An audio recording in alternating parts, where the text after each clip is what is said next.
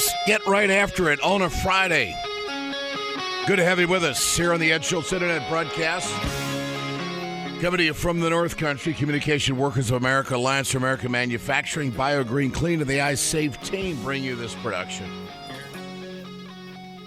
Alabama, is there any question about whether the Republicans are going to win the state of Alabama in this election cycle or future election cycles? So I guess you could say that Donald Trump is going into the belly of the beast when it comes to the Republican thought process in the South.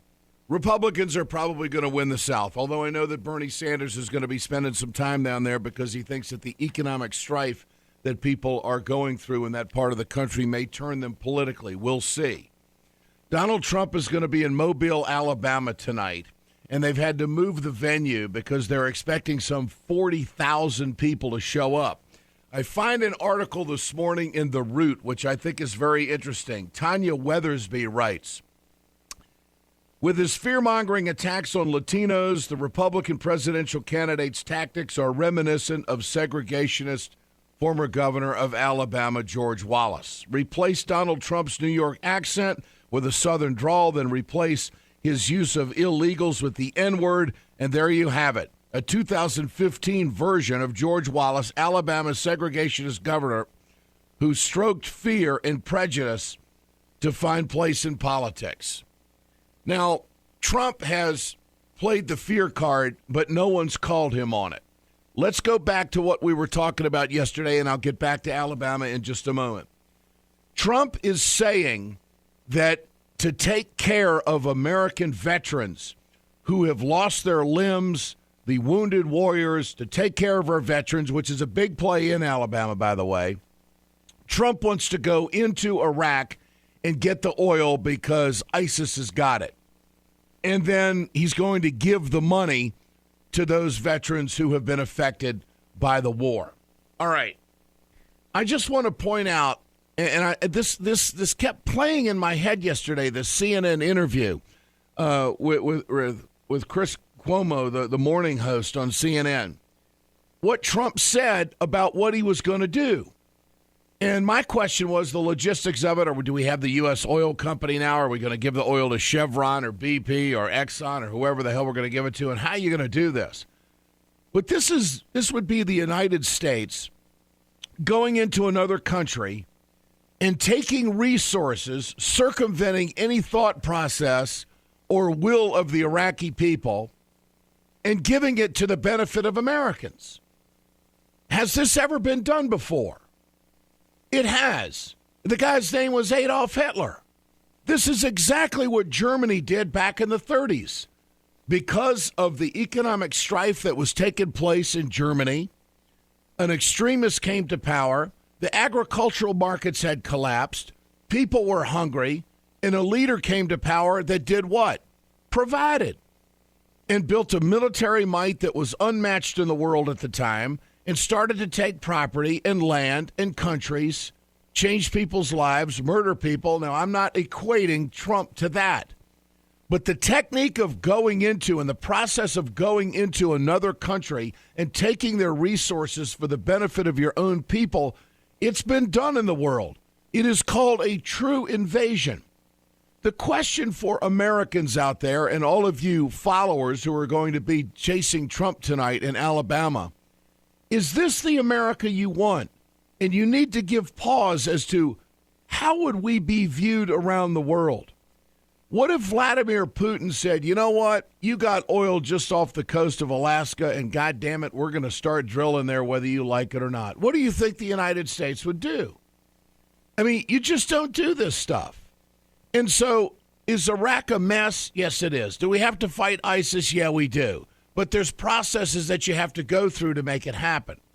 So it's this detail that's left behind by Trump, which is so puzzling, and the mainstream media gives absolutely no commentary or question whatsoever as to, okay, how are you going to do this?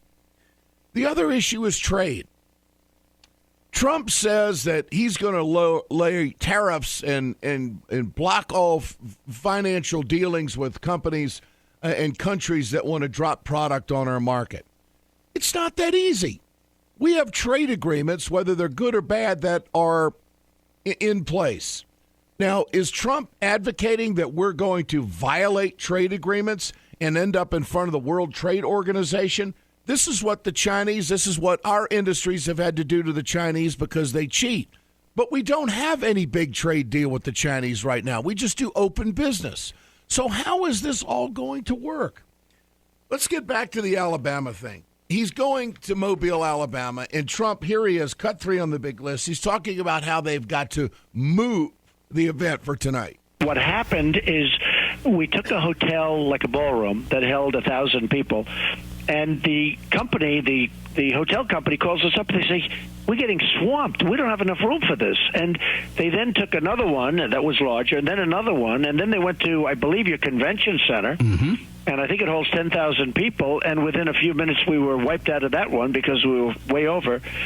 And then they end up going to your stadium because that's the Ladd Peebles, right? Yes, that's stadium. Right. And because that was the only thing that could hold it, and it's become like a happening. It's become an event and a real happening. Is the Trump campaign at the point where they have no clue how many people are going to show up? It's really like that? Did he really think that he was only going to get 1,000 people? This is a promotional play and a promotional card that's being played by the Trump campaign that has everybody thinking, oh, my God, he's just got so many followers out there.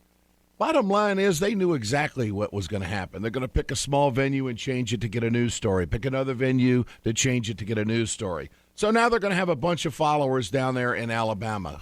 What Republican can't get a crowd in Alabama? He goes on to talk about why he is, quote, resonating with Alabama voters. They know they're not going to be ripped anymore, and they're smart people, and they know what's going on. They know how ignorant our government has been in trade, in taking care of the vets. They do such a poor job in so many different ways. And I think that's probably why you have the crowd, and it's probably why I polled so well in Alabama. Oh, God. It's unbelievable, isn't it? Trump is just getting away with these bumper stickers. He's getting away with these headlines, but we just don't get the devil in the detail, and I don't think we ever will. And he's media savvy enough that he's going to bounce around in the next debate and not be pinned down in any way. He knows how to manufacture and maneuver. That's the big key. Now, the tough thing for the Republicans is that they're starting to use his vernacular. He used the term anchor babies in talking about the 14th Amendment and wants to get rid of the birthright citizenship. Jeb Bush was caught, I think, flat-footed with this answer and kind of lost his cool in New Hampshire the last few days. There's abuse. If people are bringing, pregnant women are coming in to have babies simply because they can do it, then there ought to be greater enforcement. That's legitimate, side of this. Greater enforcement so that you don't have these, anchor babies, as they're described, coming into the country. As they're described. So at a press conference in New Hampshire, he's asked about that. Did you regret using the term anchor babies yesterday on the radio? No, I didn't. Hey, is that I don't regret it. You don't regret it? No, do you have a better term? I'm not. I'm asking you. Okay. You give me a better term and I'll use it. I'm serious. Governor. Don't yell at me behind my ear, though. Sorry about that. Governor, is that not bombastic language, anchor baby? Is that not bombastic? No, it isn't. Give me another word. Undocumented immigrants in the U.S. That's like a 7. That's not another word. That's a 7. A hard enough question. Here's the deal. What I said was it's commonly referred to that. That's what I said. I didn't use it as my own language. What we ought to do is protect the 14th. You want to get to the policy for a second? I think that people born in this country ought to be American citizens. Okay, now we got that over with. Well, then why use the term anchor baby? I mean, the fact is that the other Republican candidates are being caught so flat-footed by the way Trump is handling the media. They're frustrated. They're trying to counterpunch. They don't know how to do it. Then they end up using his terminology, and then they get themselves caught in a crossfire like that with the media. And Bush doesn't look solid. He doesn't look like he's on solid ground when he ends up being in positions like that. So let's get back to taking the oil from ISIS. This is the soundbite, and I'm not extreme in making this comparison. This is what Germany did back in the 30s. Now, are we actually going to reinvade Iraq and take this oil and then take the resources and give it to the veterans? Is this what the American people want? Here it is. Well, I'd like to take the oil and I'd give a lot of money to the people to the families of the people that were killed, to the incredible wounded warriors that are all over the place. I love these people. These are the greatest people, and they're living in hell. And I'd give lots of money to them, their families. I mean, look at all the people. We spent $2 trillion, thousands of people killed, thousands, tens of thousands of wounded. We have nothing. Right now, Iran is going to take over Iraq, and ISIS has already taken big parts of the wealthy section of Iraq. Would it be worth creating more wounded veterans in order to do what you want to do there? Well, I see what I would do. You wouldn't have that many, I will tell you. I would just take over the source of their wealth. A big source of their wealth is the oil. You wouldn't have that many. Is that a prediction about how easy it would be? Is that Donald Trump doing his Wolfowitz imitation? The guy's not well-grounded. He's got media moxie, and he is smooth, but when it comes to policy, he's not very well thought out. And, when are we going to get to that? I don't know if the debates are going to be solid enough, or should I say penetrating enough to the point where we're going to totally vet Donald Trump, where he's going to be pressured to give answers and details on things that he's saying. If you go into another country and you take their resource, you're going to be viewed around the world as an aggressor. You're going to create more enemies than you're going to create allies. And Trump just doesn't see it that way. He's playing on the emotions of the American people, saying, well, of course we've got to help out these veterans. Well, how are we going to do it? Well, we're certainly not going to raise your taxes. We're certainly not going to move any money around to get it done, to make it happen to the budget. So we'll just take their oil, and we'll just throw it, I guess, on the open market, and I guess we'll take the money and help the veterans out. Well, gosh, that sounds great. Let's do it.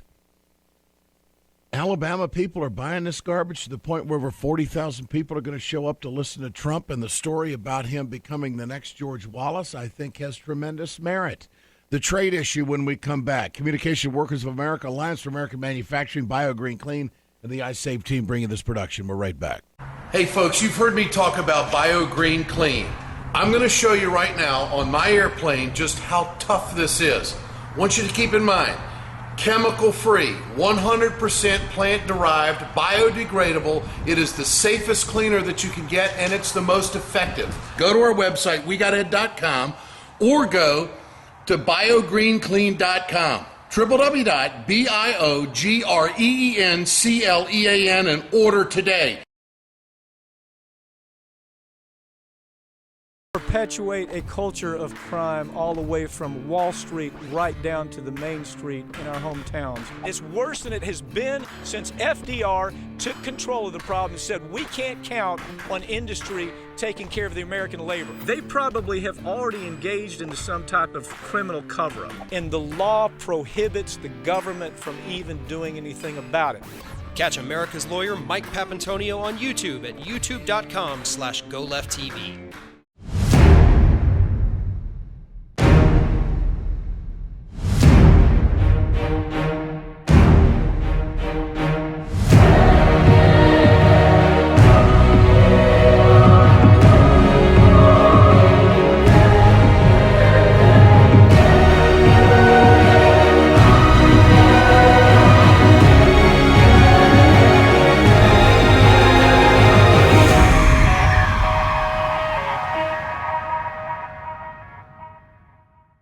Subscribe to the Ed Schultz podcast today. Simply log on to iTunes, search for Ed Schultz, and click the subscribe button to have the show delivered to your preferred listening device daily, free of charge. Rate and review the podcast to tell us how we're doing. More details at wegoted.com.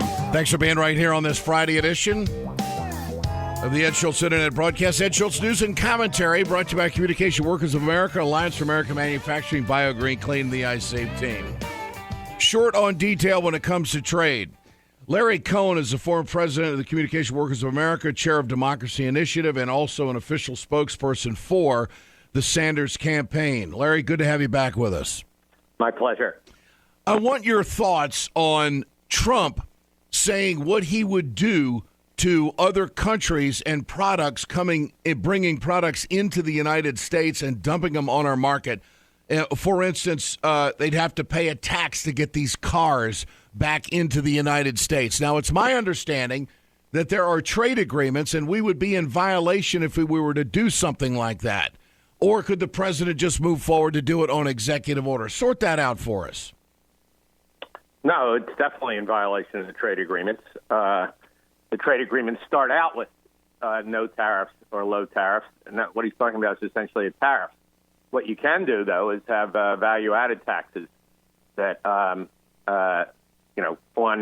all products that come into the country, and when goods are exported, those value-added taxes are rebated. It's common in most countries in the world, and it's one of the ways they pay for health care for all.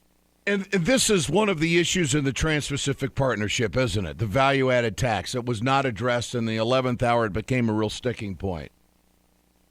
It's one of the issues. Yeah, I think, sadly, one of the biggest issues is the insistence of the U.S. Trade Representative that pharmaceuticals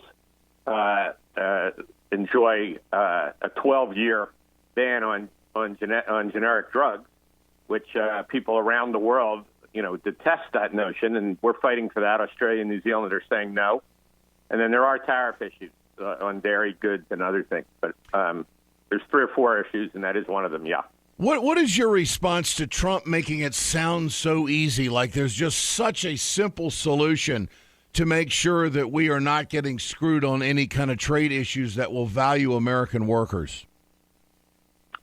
Well, I think, the good news, if we want to look for it, is that he's raising this issue. The rest of the Republican candidates think the U.S. trade strategy for the last 40 years is just fine. And he does raise the issue that obviously Bernie Sanders raises as well, and that, we've raised in every context that you've raised for 2 years. So I think that's the good news. Yeah, the bad news on most of what he does is he makes it sound simple. Just elect me and I'll take care of it, when obviously these issues involve massive change that's needed, but it's not a simple one. And you don't have the movement to do it, you're not going to get it. I mean, you need Congress on our side, and you also need to engage the rest of the world, as you just talked about on the issue of oil. The issue with Hillary Clinton's email server being turned over and this story simply not going away. What kind of effect is this having, in your opinion, on her campaign, and what kind of effect is it having on Sanders' campaign? Well, so I think the bigger issue that hasn't been addressed much about the email is what is the connection between the personal server, the Clinton Foundation, the fees that first President Clinton received and then she did, and who are those donors, and then what happened to that money? And my own opinion is that's a much bigger issue than how many of them were classified. As you've pointed out, unlikely that they're classified, or she wouldn't be talking the way she is. The bigger issue really is at the core of the difference between the support for Bernie and for Secretary Clinton, which is what I'd call populism. That people are just sick and tired of special treatment for special people. And the appeal of Bernie Sanders is he's just one of us. I've been to his house. I know him for 20 years. There's nothing you don't see. He's just one of us. Yeah. And, he wouldn't think of having a personal server to take his email. And so I think it's the arrogance of how you come up with strategies like that about how you live your life versus, and some of it, to be fair, comes from having been the first lady and the whole Clinton scene. But on the other hand, that's also what people are reacting against, that we don't need to coronate people. We shouldn't assume people are going to be the next president. And there's too much in that campaign that assumes that, including, the way they react to the way they campaign. There's too much that assumes here's your next president, as opposed to I'm going to fight to change things for working people. And that's, I think, the appeal of Bernie Sanders. Larry, in old school politics, any competitor would be jumping all over this, making it a huge issue. There's plenty of room for negative commentary here. There's plenty of room for pointing fingers and raising the negative and the speculation that she simply can't be president. Yet Bernie Sanders just doesn't go down that road. How is that being received? What is the pulse of the folks that are following Bernie, that all that stuff isn't important. We don't want to deal with it, and this is where we want to go. Capsulize that for us. Well, I think that's the difference between, Bernie, the candidate, sensitivity that he has, and rightly so, about the 16 or 17 Republicans that are running. His own sense, the opposite kind of sense. There's no inevitability for Bernie that he's going to be the candidate. So I don't think he wants to, run down somebody who may well be the candidate. The way he responded to the New York Times reporter who started to ask him about hair, that's actually how he is. He doesn't want to talk about hair, and he doesn't want to talk about her email. He wants to talk about how we changed the country. On the other hand, I would say that for the rest of us, we're a candidate, and I think, we shouldn't be afraid to raise these issues now, because if they're raised later, it'll be too late. How refreshing is it to be working with a campaign where you have a candidate like this that is so focused on issues and so solid, and you must have this instinctive feeling there's no way he's going to get sidetracked by all this bullshit. I mean, I don't know how else to put it. I mean, that's really, when I look at Bernie Sanders' campaign and the people that are with him, I mean, I think that there's a real air of confidence that, that's not going to detract who our guy is and what he wants to do and where he wants to take the country. Yeah, you just nailed it. And, for me, after I left as president of CWA, 2 days later, I went to see him. I had seen him a few weeks before as well. And I told him I'll volunteer 10 hours a week. And as I've said before, it's become 10 hours a day, and it's still volunteer because that's what I committed to. I mean, he would have hired me. But the thrill that I have, working with him is just, I couldn't describe it. And I did feel some of that in 2007 and 2008 with Barack Obama. So, I mean, I think, to be fair, there was a lot of that in that campaign. I think the difference here is that he is speaking about what he's done for really almost 50 years, and it's a direct continuation versus, as the president would say and has said to me, I'm a pretty good debater. This isn't Bernie debating. This is Bernie laying out, what he has been and how he would continue as president. And most importantly, even more so than the Obama campaign in 2008, that it's up to us. And so there's a decentralization about this campaign that is just a phenomena, meaning, we saw it with the House visits. People have their own list, not just his list. There's a guy, I forget his name, here in D.C. that has got 76,000 people to sign up saying if Bernie does a town hall in D.C., they'll be there. He did it himself. Yeah. And he has the list. And so I think that this notion, and this is why I call it populism, I've never seen it. I'm sure it's existed before my time, but I've never seen it. And do you believe the numbers that are coming out of Iowa, that Clinton is slipping and Bernie's gaining? Oh, absolutely. When I was with him, and I'm about to go next weekend go back, but I saw it myself. And honestly, even though I was part of his campaign when I was there and with him, I was shocked. And it's not just the numbers; it's the people that say, I'm a Republican, I'm an independent. It's the people that feel like, hey, I can be a part of this. This guy's not for sale. He's not interested to see, how much money can he make for himself and his family. It doesn't even cross his mind. It's the authenticity. But the outpouring of volunteers, when I was in Council Bluffs with him, and this has been repeated ever since, 100 volunteers were trained the day before, and they ran that event. And they're people who live in Potawatomi County. 100 of them, and I talked to a lot of them. I met with them. And, it's this notion of that you can run a campaign for president of the United States without large donors, without doing fundraising to any extent, and with everyday people actually running big chunks of this campaign. They're running it. It's amazing to see. Yeah, it's revolutionary. There's no doubt. No doubt. Larry, next weekend I'll see you in Iowa. Great to have you with us here on the Ed Schultz Internet broadcast, Ed Schultz News and Commentary. I appreciate it. We'll do it again. Thanks, my friend. Take care. You bet. When we come back, Jonathan Alter, some insights on Jimmy Carter's presidency as the former president announced that he is in his last days battling cancer, openly talking about it, openly talking about what his regrets are, and also a take on Donald Trump. That's coming up right after this. Stay with us. It's time to continue our conversation about mechanical insulation. Mechanical insulation is for the piping systems in our nation's commercial and industrial facilities. Facility owners are burning up billions of dollars through the lack of mechanical insulation on these piping systems. Call the iSave team. Insulation saves America valuable energy, and this team of energy conservation specialists is shovel-ready to save you money. Visit iSaveTeam.org to have a specialist give your plant an energy audit. From the steel mills of Pennsylvania to the auto factories of Michigan to the modern makers movement, manufacturing makes our nation great. I'm Scott Paul, President of the Alliance for American Manufacturing. We bring business and labor together to advocate for policies that everyone can agree on. Together, we can strengthen manufacturing and create good-paying American jobs.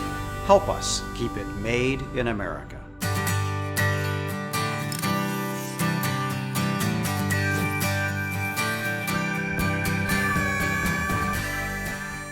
The Ed Schultz Internet broadcast is brought to you by the Ring of Fire radio show. Listen to the Ring of Fire weekends on radio stations across the country. Get more information and the news of the day at ringoffireradio.com. Ed Schultz news and commentary at WeGotEd.com, RawStory.com, and RingOfFireRadio.com. Thanks for being with us on this Friday.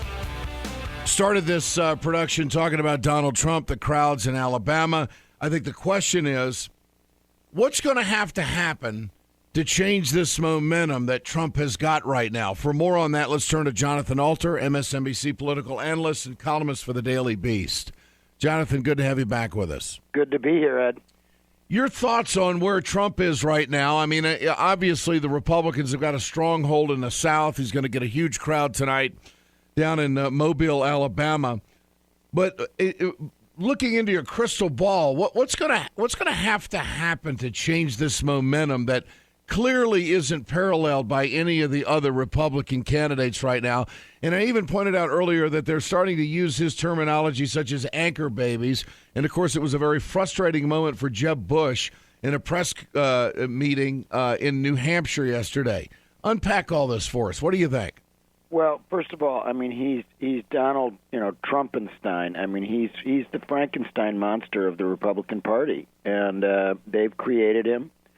They have coarsened and lowered the dialogue in this country to, terrible kind of demagoguery over the last decade or more, and this is what they get. He is what they deserve, and he is haunting their dreams.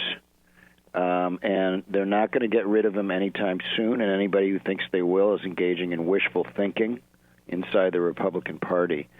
They thought that the John McCain gaffe would destroy Trump. They were sure that the Megyn Kelly incident, where he took on, what is really the headquarters of the Republican Party, Fox News, they were sure that that would destroy him. It just made him stronger. And he is gaffe-proof.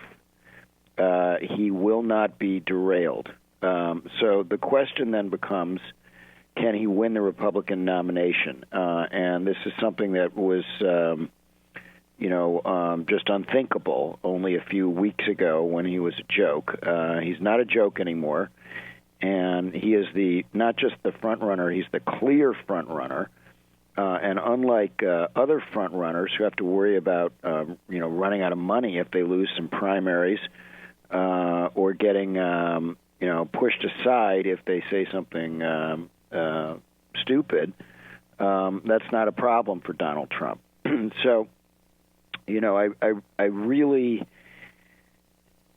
see it as very likely that at a minimum, even if he does not win the nomination, that he goes into that convention less than a year from now with a big chunk of delegates and a big influence over the Republican Party. You know, Jonathan, as long as you've been around covering politics, not to put words in your mouth, but isn't there some sort of a political fascination that's taking place here right now?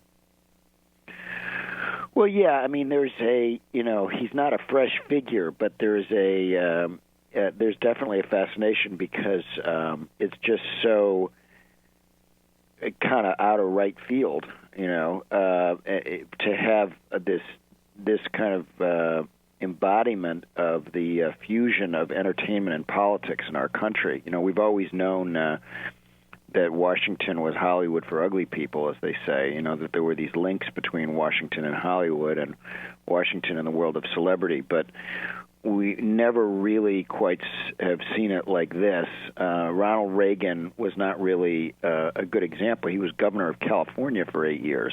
Yeah. He had made that transition. When he went out there, he did sound like a politician. Maybe if he were a Republican, more inspiring than the normal politician, but he was very much kind of between the lines, inside the foul lines in terms of our politics. This guy is not.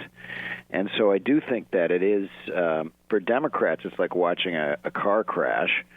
And I guess for Republicans it is as well, except it's their car, and they really don't know and have any sense of what's going to happen. I did hear from a Republican strategist yesterday something that I thought made some sense, which is that while the PACs that are associated with other Republican candidates will not go after Trump, the billionaires are so afraid of Trump. The establishment of the Republican Party is so afraid of Trump that they might create a new PAC which is dedicated to just trying to take him down.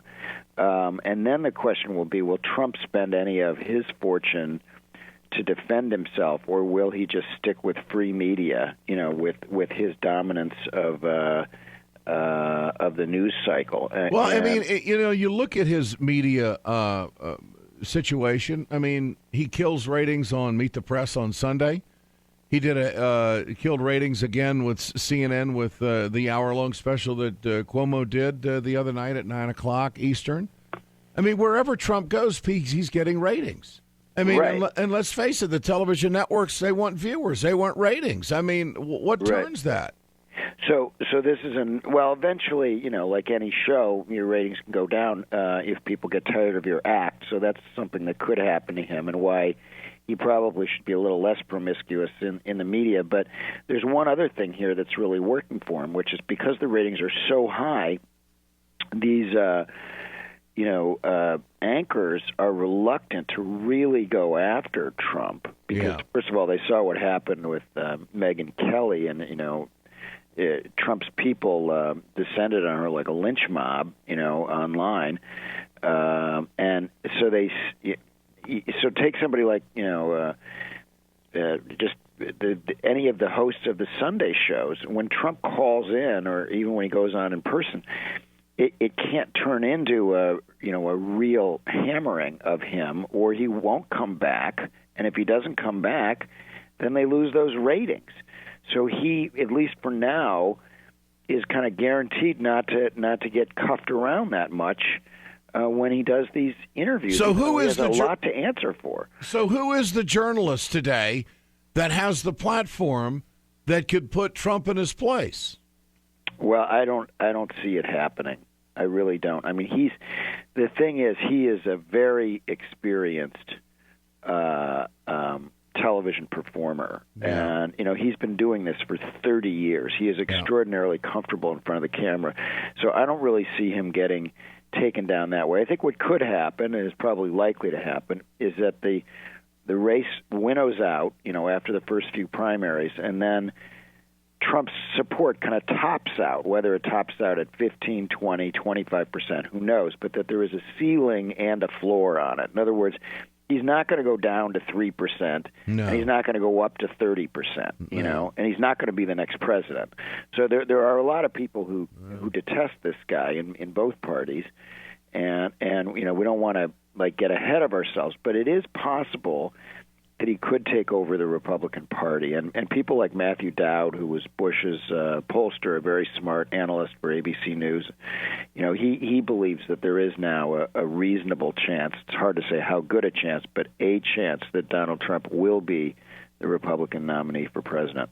All right, sad story. Jimmy Carter announcing that he has cancer and has discovered that it's going through his body and now spreading to his brain. Here's what he talked about. They think they got it all there, but it's shown up now in 4 places in my brain, and it's likely to show up other places in my body as the scans detect it in the future. Now I feel, that it's in the hands of God, whom I worship, and I'll be prepared for anything that comes. There's no doubt that Jimmy Carter has had a full life, and he's openly talking about it now. He talked about his biggest regret when he was president. I wish I had sent one more helicopter to get the hostages, and we would have rescued them, and I would have been reelected. But that may have interfered with the foundation of the Carter Center. If I had to choose between 4 more years and the Carter Center, I think I would choose the Carter Center. Jonathan Alter capsulized this man's impact on American politics and the quality of his character. Well, Ed, I'm writing a book about Jimmy Carter. Won't be out for quite a while, but I've spent a lot of time with him this summer. I was actually with my wife at his home in Plains on the day before he told Rosalind about the cancer. He had been carrying around the secret for a couple of weeks. This is a man of extraordinary grace, decency, integrity. He is the un-Trump, to bring our conversation full circle. And even his presidency, I think, has been badly misunderstood. Not to say that he didn't make a lot of mistakes, but the far-sighted quality of his presidency has been missed by most historians. And what he's done in his post-presidential years has set a new standard for all American presidents. And, he's at the very top of the heap of all former presidents of the United States. And just to use one example that he mentioned yesterday, but I've been learning about lately, when he undertook to try to reduce the number of cases of guinea worm disease, which, by the way, if you know the old symbol of medicine, it's a kind of a staff with a serpent wrapped around it. Yep. That's guinea worm. It's not actually a serpent. It's a worm, because it's afflicted the earth for many years. And when he started his efforts, there were 3.6 million cases of guinea worm around the world. And today there are fewer than 15 cases, and it's on track to being eradicated. I mean, that is an astonishing accomplishment. It was complicated. It took tremendous dedication. It took visit after visit to countries around the world. He and Rosalind have visited 145 nations, many of them a half dozen or even a dozen times. And, he's doing all this at age 90, as anybody could tell from watching yesterday's press conference. And, Ed, I would strongly urge your listeners to go on YouTube and watch that 35-minute performance, which was a tour de force and very moving. Anybody who watches this man with any kind of an open heart can't come away without great admiration, even if people have criticisms of certain parts of his presidency. No doubt. Jonathan Alter, look forward to your production, your book coming out on Jimmy Carter in months to come. Great to have you with us here on Ed Schultz News and Commentary. We'll do it again. All the best, my friend. Thanks a lot, Ed. You bet. Communication Workers of America, Alliance for American Manufacturing, BioGreen Cleaning, the iSave team bring you this production. We're back on Monday. Have a great weekend.